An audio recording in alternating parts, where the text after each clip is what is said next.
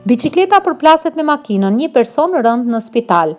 Një aksident i rënd ka ndodhur sot në qytetin e Beratit. Mësohet se një 60 vjeçar që udhëtonte me biçikletë ka humbur kontrollin dhe shpërplasur me një automjet tip Benz.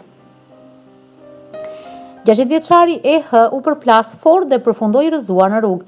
Menjëherë pas aksidentit, i plagosuri është transportuar me ambulancë drejt spitalit rajonal Berat, ku ndodhet në kujdesin e mjekëve. 60 vjeçari ka pësuar disa fraktura dhe shembje në trup, por është jashtë rrezikut për jetën.